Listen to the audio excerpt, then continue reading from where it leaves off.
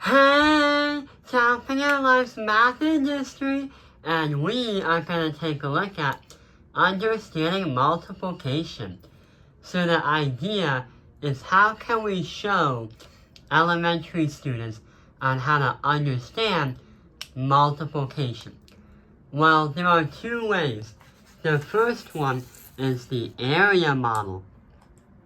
So if we have to do the problem 28 times 25, what should that equal? How can we visually show how it works? Well, we can use something called the partial product and try to simplify this equation here. So we can turn the 28 into 20 plus 8, and then the 25 into 20 plus 5, and then multiply the two. So we can literally make a box and say 20 and 5, 20 and 8. So 20 times 20 is 400, 20 times 5 is 100, 20 times 8 is 160, and 8 times 5 is 40.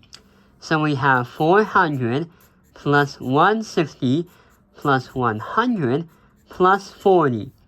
These two become 200. 400 plus 200 equals 600.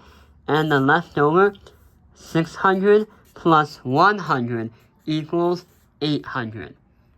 So, not 800, 700.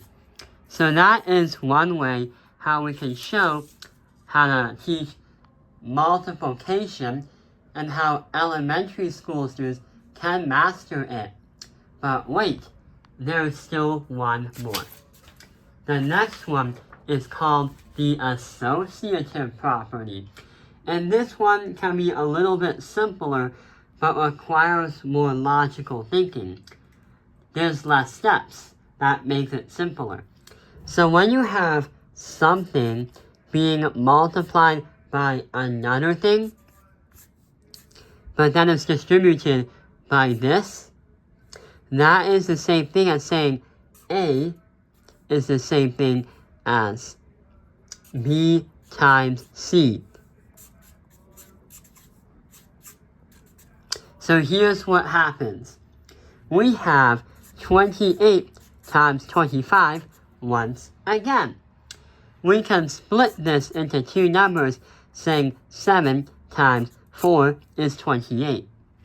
And then the 25 can be split into, let's see, 5 and 5 equals 25. So, or instead, let's just keep it as 25. That's because 4 times 25 is 100. And then 4 times 7, or 100 times 7, is 700. And that is how we do the associative property.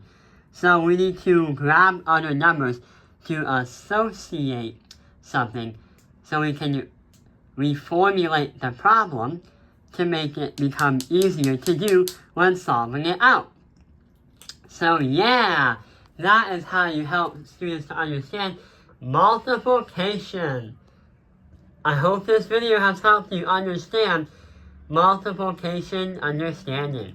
Thank you for watching Tapping Our Lives Math Industry.